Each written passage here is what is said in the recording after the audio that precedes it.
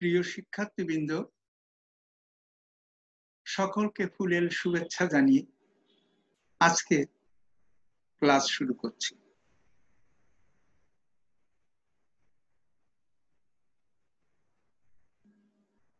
আজ আমরা আলোচনা করব যুক্তিবিদ্যা প্রথম পত্রের প্রথম অধ্যায় থেকে যুক্তিবিদ্যা বিজ্ঞান না কলা এই বিষয়টি। গত ক্লাসে আমি তোমাদেরকে যুক্তিবিদ্যা পরিচিতি অধ্যায়ের অর্থাৎ প্রথম অধ্যায়ের যুক্তিবিদ্যার প্রকৃতি, যুক্তিবিদ্যার একটি সংজ্ঞা দেওয়ার চেষ্টা করেছি। অর্থাৎ যুক্তিবিদ্যার পরিচিতি বা প্রকৃতি আলোচনা করে আমরা যুক্তিবিদ্যার একটি গ্রহণযোগ্য সংজ্ঞা দাঁড় করানোর চেষ্টা করেছি। আজ আমরা আলোচনা করব এই যুক্তিবিদ্যার বিজ্ঞান না কলা এই বিষয়টি নিয়ে। যুক্তিবিদ্যার মধ্যে যথেষ্ট মতপার্থক্য রয়েছে। এ কারণে এই বিষয়টি তোমাদের কাছে সুস্পষ্ট হওয়া দরকার যে এটি একটি বিজ্ঞান না কলা না উভয়। আজকের আলোচনা শেষে তোমরা এই যুক্তিবিদ্যা একটি বিজ্ঞান না একটি কলা না উভয় তা জানতে পারবে। তো দেখা যাক আমরা আলোচনার শেষে আমরা কোন সিদ্ধান্তে পৌঁছাতে পারি।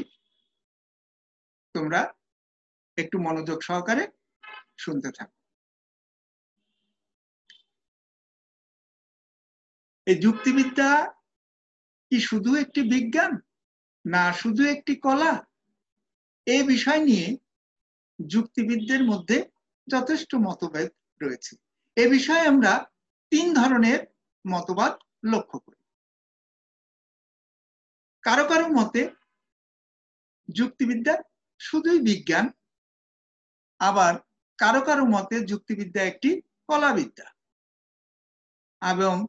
এবং তৃতীয় যে আরেক মতবাদী রয়েছেন তারা বলেন যে যুক্তিবিদ্যা কলা এবং বিজ্ঞান উভয়।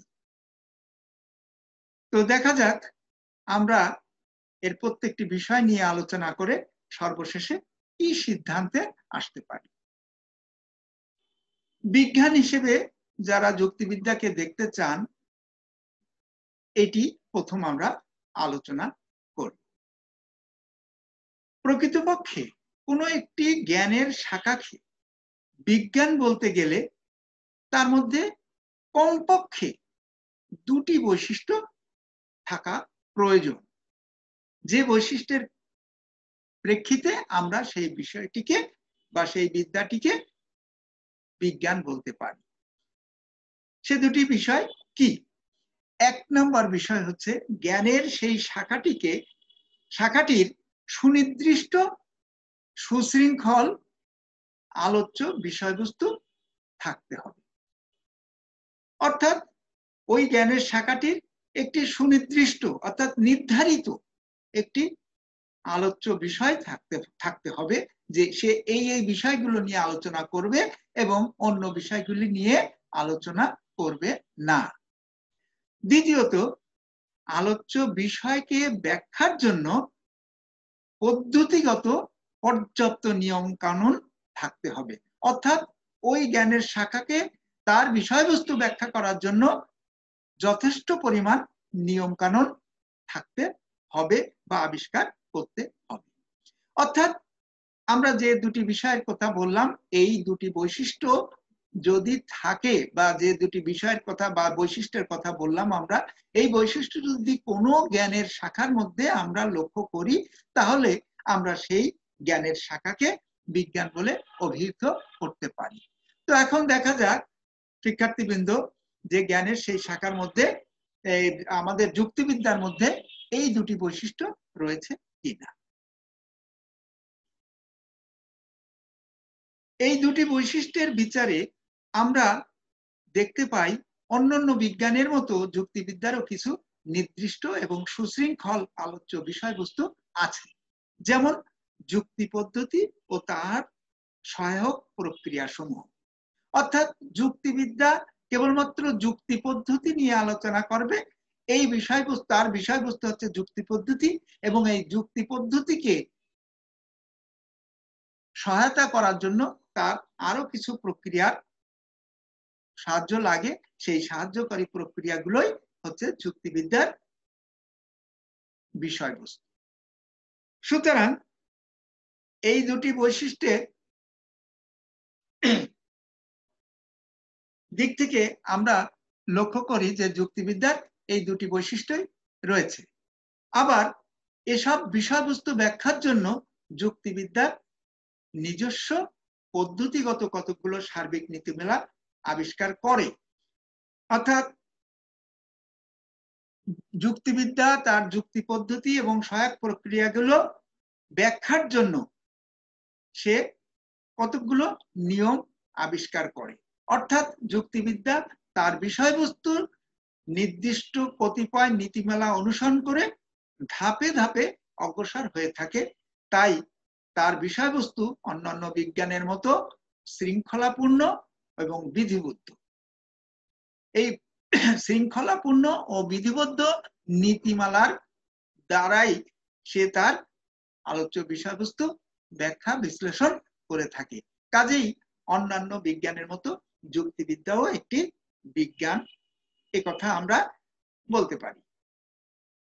যুক্তিবিদ্যার এই বৈশিষ্ট্যের কারণেই যুক্তিবিদ হ্যামিল্টন, ম্যানসেল, টমসন, ইউবারোয়েগ প্রমুখ যুক্তিবিদগণ যুক্তিবিদ্যার তত্ত্বগত দিকের উপর জোর দিয়ে যুক্তিবিদ্যাকে একটি খাঁটি বিজ্ঞান বলে গণ্য করেন। তাদের মতে যথার্থ যুক্তি পদ্ধতির নিয়ম কানুন সম্বন্ধে কেবল তাত্ত্বিক জ্ঞান দানই যুক্তিবিদ্যার কাজ, প্রয়োগ বিদ্যার সাথে এর কোনো সম্পর্ক নেই। সুতরাং যুক্তিবিদ্যা একটি বিজ্ঞান মাত্র। এটি হচ্ছে যারা বিজ্ঞান হিসাবে যুক্তিবিদ্যাকে পরিগণিত করতে চান তাদের বক্তব্য। এখন আমরা দেখব যে যারা কলা হিসাবে যুক্তিবিদ্যাকে প্রতিষ্ঠিত করতে চান তাদের বক্তব্য কি। কোনো একটি বিদ্যাকে কলা হিসাবে পরিগণিত করতে হলে তাকে অন্তত দুটি শর্ত পালন করতে হবে। এক নম্বর শর্ত হচ্ছে সেই বিদ্যাকে বিশেষ কোনো কর্মদক্ষতার সাথে সম্পাদনের কলাকৌশল শিক্ষা দিতে হবে। অর্থাৎ বিশেষ কোনো কর্ম বা কার্য দক্ষতার সাথে সম্পাদনের কলাকৌশল শিক্ষা দেওয়ার বিষয়টি সেই বিদ্যার মধ্যে থাকতে হবে। দ্বিতীয়ত, কোনো বৈজ্ঞানিক জ্ঞানের উপরে সেই বিদ্যাকে নির্ভরশীল হতে হবে। অর্থাৎ যে বিদ্যা বিশেষ কোনো উদ্দেশ্য সাধনের জন্য বৈজ্ঞানিক জ্ঞানকে বাস্তব ক্ষেত্রে প্রয়োগ করার নিয়ম কানুন শিক্ষা দেয় তাকে কলাবিদ্যা বলে। উক্ত শর্ত বিচারে, এই দুটি শর্ত বিচারে আমরা উল্লেখ করলাম যে দুটি শর্ত, এই শর্ত বিচারে বলা যায় যে যুক্তিবিদ্যা যুক্তি পদ্ধতি ও তার সহায়ক প্রক্রিয়া সম্পর্কে যে বিজ্ঞান ভিত্তিক তত্ত্বগত জ্ঞান দান করে তাকে আমাদের বাস্তব চিন্তা ক্ষেত্রে প্রয়োগ করার কলাকৌশল শিক্ষা দিয়ে সত্য অর্জনে এবং মিথ্যা বর্জনে সহায়তা করে।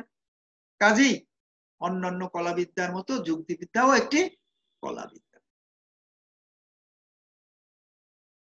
যুক্তিবিদ্যার এই বৈশিষ্ট্যের দিক থেকে বা এই বৈশিষ্ট্যের প্রেক্ষিতে অলড্রিচ সহ পোর্ট রয়্যাল যুক্তিবিদগণ যুক্তিবিদ্যার প্রায়োগিক দিকটির উপরে অর্থাৎ ব্যবহারিক দিকটির উপরে অধিক গুরুত্ব আরোপ করে যুক্তিবিদ্যাকে একটি খাঁটি কলাবিদ্যা হিসেবে গণ্য করেন। তাদের মতে সঠিক যুক্তি পদ্ধতির নিয়ম কানুন আমাদের ব্যবহারিক চিন্তা ক্ষেত্রে প্রয়োগ করে সত্য জ্ঞান অর্জন যুক্তিবিদ্যার মূল লক্ষ্য। নিয়ম আবিষ্কার সত্য জ্ঞান অর্জনের জন্যই করা হয়ে থাকে। সুতরাং যুক্তিবিদ্যা একটি ফলিত কলামাত্র। এখন আমরা এই তৃতীয় পক্ষ বা তৃতীয় মতের বিষয়টি নিয়ে আলোচনা করব। এই তৃতীয় মতে বলা হচ্ছে যুক্তিবিদ্যা বিজ্ঞান এবং কলা উভয়। কেন বলছেন এই বিষয়টি আমরা দেখব। যুক্তিবিদ এই দলের মতাবলম্বীদের মধ্যে যুক্তিবিদ মিল, হোয়েটলি, কার্বেথ্রিট প্রমুখ যুক্তিবিদগণ। তারা এই দুটি বিরোধী মতের সমন্বয় সাধন করে বলেন যে যুক্তিবিদ্যা শুধুমাত্র একটি বিজ্ঞানও নয়, শুধুমাত্র একটি কলাও নয়, বরং যুক্তিবিদ্যা একাধারে বিজ্ঞান ও কলা উভয়। বিজ্ঞান হিসেবে যুক্তিবিদ্যার সঠিক চিন্তা পদ্ধতি বা অনুমানের সাধারণ নিয়মাবলী সম্পর্কে আমাদের তত্ত্বগত জ্ঞান দান করে, আর কলা হিসেবে যুক্তিবিদ্যা ওইসব নিয়মকে আমাদের বাস্তব চিন্তা ক্ষেত্রে সুষ্ঠুভাবে প্রয়োগ করে সত্যতাকে অর্জন করতে সহায়তা করে থাকে। যুক্তিবিদ কার্বেথ্রিটও বলেন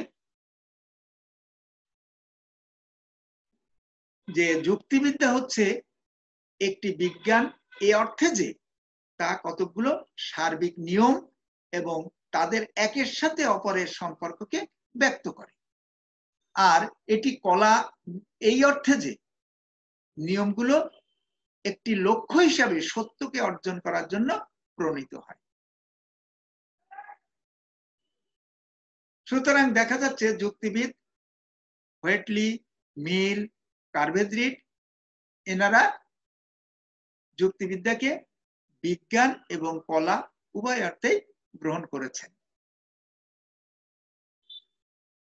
আমরা উক্ত মতামতগুলি, তাদের উক্ত মতামতগুলি অর্থাৎ যুক্তিবিদদের উক্ত মতামতগুলি বিচার বিশ্লেষণ করে হোয়েটলি, মিল, কার্বেথ্রিট তাদের সাথে একমত হয়ে যুক্তিবিদ্যাকে বিজ্ঞান ও কলা উভয় রূপে গণ্য করায় যুক্তিযুক্ত বলে মনে করে থাকি। কারণ যুক্তিবিদ্যার মধ্যে তত্ত্বগত ও ব্যবহারিক উভয় দিকেরই সন্ধান পাওয়া যায়। চিন্তা পদ্ধতি বা অনুমান সম্পর্কে কতিপয় নিয়ম কানুন প্রণয়ন করাই যুক্তিবিদ্যার একমাত্র কাজ নয়, বরং সেগুলোকে যথাযথভাবে বাস্তব চিন্তার ক্ষেত্রে প্রয়োগ করে সত্য জ্ঞান অর্জন করাও যুক্তিবিদ্যার অন্যতম প্রধান লক্ষ্য। এ কারণে যুক্তিবিদ্যাকে বিজ্ঞানের উপর প্রতিষ্ঠিত একটি ফলিত কলা বা ব্যবহারিক বিজ্ঞান বলে অভিহিত করা যায়।